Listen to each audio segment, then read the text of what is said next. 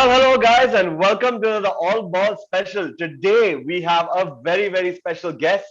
He's had the opportunity to play in the Champions League. He's even played at the ISL at a very high level. He's none other than Marko Stanković. Marko Stanković, welcome to the show. Hello, thanks. How are you? How's it going, man? I really do appreciate taking the time off to have a chat with us. I hope everything's all right over there in Austria. How's things? It's my pleasure to talk to you. Everything fine in Austria. The weather is getting better. People are in a good mood. With Corona, we deal very well with the situation right now. So it can be worse. Ah, true. Fair enough. So, Marco, we're going to start off with your footballing journey, and we're going to start off, of course, from the very beginning. And I'd just like to ask you, like, describe your earliest football memory, and like, what made you fall in love with the game? My career was planned already when I was born, I think, because my grandfather was a football player and also a famous coach. My father was a football player, professional one. So for me, there was just the ball as soon as I was born. So for me, it was my first memory was my first training session in the age of 5 years, which was horrible. After 10 minutes, I started crying, and for 6 months, I didn't go back to a pitch anymore. But after this, I was almost sleeping on the football ground. All right, you did mention your father Dejan, who is one of your biggest inspirations to taking up the sport. How influential has he been, into you developing as a professional? He's still very he's my role model from the very first day, and he's doing everything for me. So each day we have, I think, about 5 to 10 conversations, even just 1 minute calls. And everything I achieved in my life, I would never have achieved without him, because each day, each training session, each game that I played, we were analyzing together. Even now, we're talking every day about football, what we see now, especially now we have the European Championships here. So life without my father, I could never imagine, because he's not just my role model, he's my very best friend. And he was my coach when I was professional player as well, which was very hard, due to the fact that if you're father from a player, that's always a little bit difficult.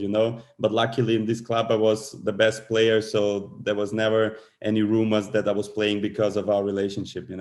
But without him, I would have never achieved anything. What would you think is like probably the best piece of football advice your dad has ever given you, which you hold till this day? That the best advice that he gave me was that it's not rocket science. Just do what you know and try to keep everything simple. But at the end of the day, after a training session, after a game, you have to look in the mirror and you have to say, I did my best today. If you can't do that, you failed and you will never achieve anything. I'm sure. Now you're a product of grassroots football in Austria, and you played for the likes of Austria Vienna, and you played in the Champions League. Now, for most players, be it European or outside, it's always been their goal or one of their highest achievements to play in the Champions League. How has that experience helped you enhance your skills as a player? I have to say, I got asked many times what was bigger for me, playing for Austrian national team or playing in Champions League. And my father, for example, replies always, the biggest thing is playing for your country. For me, it was honestly playing in Champions League, because playing with an Austrian club is not common that you go each year to the group stage of a Champions League. So for me, that's far the biggest achievement I've ever had. And if you once enter the pitch in a game of the Champions League, you feel just the difference to everything else that you ever experience in football, because just when you come with the bus to the stadium is everything already completely different. Then you play against the biggest players in the world, and there the biggest thing that I've seen through these games is that if you always go to your 100%, you can even compete about the best players in the world. Not over a whole season, but in one game there won't be that much difference. Just if I think about the games against FC Porto or Zenit St. Petersburg, where we won against St. Petersburg, and against Mhm. Porto we had a draw in a away game, just because we went to 100%. If you just once don't do that step more that you have, you fail in this game. So that's something that I really took out of these games. Well, yeah, give you 100% for any professional, I think is one of the most important factors in being a professional footballer. And do you have any fond memories, any particular memories that you'd like to remember from that time with the Champions League? Yeah, in the qualifiers, my goal for that was maybe the most important and the most beautiful goal in my career when we played against Dinamo Zagreb in a away game. They have been much better than us, but we played tactically very well. And in the second half, there came this ball on the edge of the box. I just took my left foot because I'm not bad with both feet. So I just found the back of the net in the top corner, and when I've seen the ball entering the goal, I can't even describe this feeling. I just got goosebumps there because the crowd from our wake fans that came with us to Zagreb, they went crazy. All the players, we couldn't believe what we are about to achieve. So this is something when I've heard the first time the anthem, that's something you just know from the telly when you watch it. Suddenly you are standing on the pitch listening to the anthem of the Champions League. So the most beautiful song in the world. Glad to hear that. Now, Marco, I'm guessing your heritage is of Balkan heritage. Would that be closer to Serbian or Croatian from that region, or Serbian. So Serbian? Yeah. yeah. So, I mean, speaking in terms of that, like being of a Balkan heritage, you now look at the likes, and you mentioned also about the Austrian national setup, about you representing them as well. Now the Euros are going on, and as you know, like you have set up with players like David Alaba and Valentino Lazaro in the current national setup. This melting pot of cultures, or as I like to call it, multiculturalism, how has it helped enhance the quality of football in Austria? It helps everywhere, to be honest, because my parents are from Serbia. My sister is even still born in Serbia. I'm the only one who was born already in Austria, but I can't even say I'm more Austrian or more Serbian. My culture is honestly more Serbian, but I lived my whole life in Austria, so I'm cheering always for both countries. But the multicultural thing is something very, very important nowadays, especially because that's something so important for the whole people in the world, just to have multicultural teams when we just talk about football right now, because everybody gives something special to a team when you don't have just that view but also that's very, very important. If you see David Alaba is maybe one of the best defenders in the world right now, like you mentioned Lazaro playing, and both are not 100% Austrian from the heritage. So you have many players already, and that's something that, in my point of view, makes a team better when you have people from other cultures, because the quality on the pitch doesn't matter where you come from, but the mentality that you have, and then if you have a good mixture of that, that makes a team even better, 100%. Absolutely. Well, Marco, we've come to the point in where we're gonna, which I like to call this part of the show or the segment. It's called Explanogram, in where we're gonna go through a few of your little social media posts, mostly from Instagram, and we just like Okay. to describe it. I know you've already discussed your goal, in the Champions League playoffs, but we do have a picture of that as well. But we'll start off with the first one because I really like to ask you a question on this. Being a presenter and a pundit for Sky Sports, how are you enjoying this? How are you enjoying this whole new lease in life right now? Honestly, I love it. That was the best thing I could do after my career. I decided already 1 year before retiring that I will do this Sky Sports and my other thing with my company Q Sports.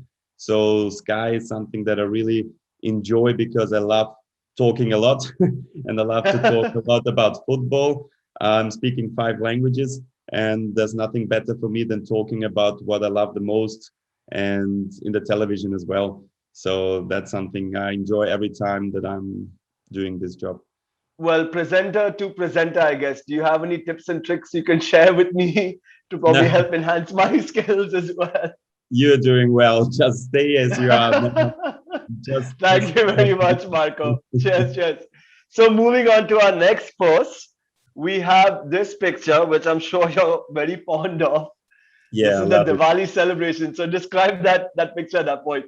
Yes, that picture is really one of my favorites from India because it shows just my best friend Marcelinho from my time from India, and as well that's a demonstration that especially the two of us, we always had a strong connection to the Indian boys and to the Indian culture and every rituals that they have, because the two of us, we loved being here. Hardly ever a player stays a long time in India when it comes to ISL, but Marcy was already, I think, now for 3.5 years. I was 2.5 seasons there, and we had a strong bonds to the Indian guys, especially to these three going guys. So no, that's something I really love to celebrate Diwali with them, because I felt that it means a lot to them. Absolutely, and I'm sure you had some really fun times with Diwali. Probably a few things you don't Definitely. want to mention, but I'm guessing you had fond memories. Yeah. Yeah, 100%. So, so moving on to our next post. Now, this, of course, we've discussed that this was the goal when he scored in the qualification, if I'm not mistaken. Now, I Yeah. have a question that I'd like to ask you, and I want to ask you as an Austrian citizen and an Austrian national. The qualification for Champions League for nations like Austria and maybe nations like coming from Poland and Bulgaria and the smaller nations and stuff. Do you think that the Champions League qualification, how do you say, structure needs to be changed to be more open to these other clubs and from the other nations? Difficult question, because it's the Champions League is something that you really have to deserve, and Champions League is something that you really say they're the best teams in. So if you come to the qualifying games, to these playoff games, and then you win, then you really deserved it. But if you make the Champions League larger, I think it's not that attractive anymore, in my point of view. So I'm more a fan of that. That's really the best teams play there, and you really have to deserve joining the Champions League. That's my opinion. I don't think it's good if you have really small teams from small countries there that don't increase the quality of the Champions League. So I'm not really sure if it would be good to make it easier to join the Champions League. Well, fair enough. That's a fair opinion over there. And I'm glad you really mentioned. I mean, that ends our segment about the social media post. But I'm glad you mentioned about your time in India, because that's my next question, though. Your journey in the ISL, you've got to play for FC Pune City and you played for Hyderabad FC. What do you think has been your fondest memory in that journey in India for you? Like you mentioned, like Marcelino being your closest friend, but what do you think were the memories you'll take back with you to Austria once you were done? Yeah, first of all, I have to mention that it was maybe the best step in my career that I could do, joining India, because I was always a player who was very open-minded. I wanted to see other cultures as well. So I was really happy to join a country where I never thought I could visit once. So that's the first thing. And the memories are that the ISL is super professional. That's the first thing I can say, because people in Austria always ask me, what's the quality? What are the pitches, the stadiums, everything? I can just say it's so good organized that for us players, it's a paradise playing in India, to be honest. So that's something. There are many things I could talk hours about the ISL and what I loved when I went to Pune. The staff of the club was so good for us. They helped us in every way, especially us foreign boys. The conditions, the training pitch was amazing, stadium good, the city was decent, so everything was fine for us. Then playing in Kerala, which is very crowded place, or playing in Goa, where you hardly ever can beat a team because they played a fantastic football with Sergio Lobera as a coach. So there are so many memories that I have there, and especially then being the first time in the history of FC Pune City in the playoffs for the championship was really amazing. Fantastic, fantastic. Now you mentioned also quality of football and how you were so impressed by the quality of infrastructure in Indian Yeah. football. But now you've also had the opportunity to play with a lot of Indian players at your time in the ISL. And now being as a European professional first and then coming to the ISL, how would you define the difference between the Indian style of football compared to the European style of football? Yes, I would have loved playing against a European team once with my Indian team, just to compare, because when I talk about it, I think the Indian team still would struggle a lot playing due to one fact, that the tactical school is not that good still from the Indian boys. So that's something they are all 100% with mentality, with power. They want to learn as much as they can. But you see that the Indian football will get better, I think, in a couple of years when the youth development will get better. That's the most important thing, that they make decent academies, bring good coaches here just for the young players to develop. That's the thing. I would say what would be very, very important for Indian football is that players leave the country, come to Europe, play. That's the most important thing, because if you just stay in your home where you feel comfortable, you will never get better and better. That's the thing that I can 100% say, because you have to go anywhere where you really have to fight for your place, where you have to make your own thing and not just being at home. That's the most important thing. And that's something that I have to criticize for the boys in India, that they love to stay in their country where they feel comfortable. But if you want to get better and better, I think you have to move once outside as well. So basically, get out of your comfort zone. Like just Exactly. go out there and see the Comfort world for zone what it is is. the worst thing you can have, to be honest. You always have to have some match with yourself, something that you want to achieve. And that's the thing that I say, if Indian football wants to get better, the good players, let's talk about Ashik, about Liston, who is for me far the best Indian boy right now. They have to go anywhere abroad just for 1 year, just to try to play there. And otherwise they will always stay good, but good for India. And Yeah. that's, if you want to get to another level as a national team, then you have to bring the boys out.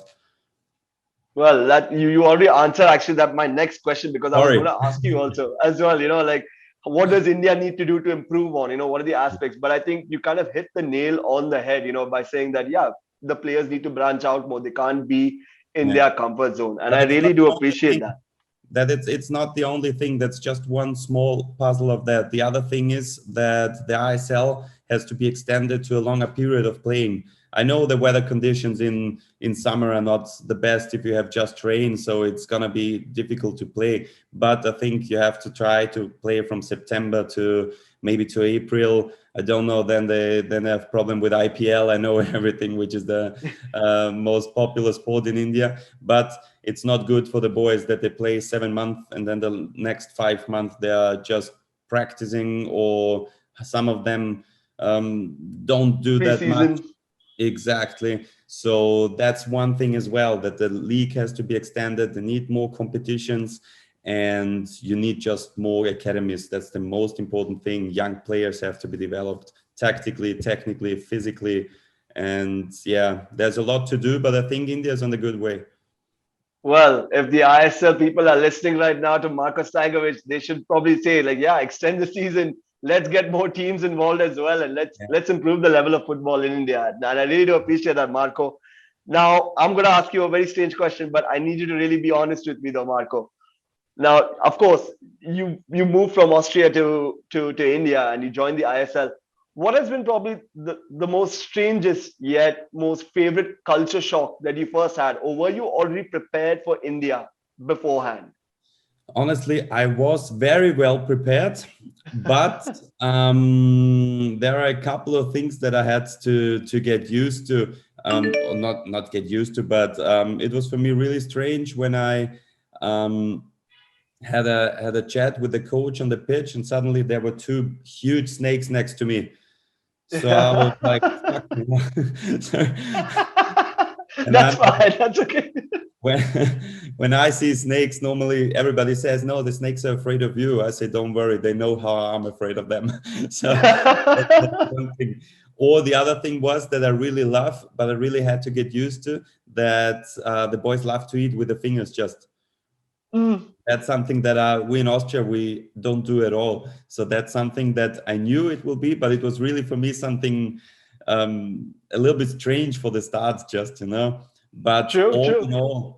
in all, I can say that the boys or the staff or everybody where we lived have been so good to us. Yeah, just one thing that I could never get used to was the traffic everywhere, and that's horrendous. Well, Because yeah. traffic in India is just everywhere, especially the biggest cities around India as well. Like, and I remember when I went from Pune back to my city here in Austria, so I had to take the car driving from Pune to Mumbai. And when I arrived at the first start from Mumbai, I thought, okay, we almost arrived the airport, and then it took us, I think, 2.5 hours more to come to the airport. So that was horrible for me. well, Indian traffic, it's basically synonymous with us now in terms of culture, though. Yeah, Now, Marco, as well, now you also mentioned about eating with the hands. And for us in India, we always believe in eating with the hands because we say that the flavor and taste actually comes a lot more better when you eat with your hands. I So tried on it as that well. note, I loved it. I know I've seen a video of you on your socials as well, you enjoying biryani, which brings me to my next question though. If we had to choose Marko Stanković between Vienna sausage or Hyderabadi biryani, which one would you choose? I would choose cheese naan. Oh, so I, cheese naan is your favorite, basically. I loved it. Honestly, I loved it. We just always, when we went anywhere to eat, biryani was great. Very, very good. But first of all, we always said to the waiter, please bring us cheese naan as soon as possible, just to start with that to eat. No, but honestly, I loved Indian food because I love it very spicy. And between Vienna sausage and biryani, I think I would really, really, really choose biryani. Yeah, Chicken or mutton? chicken.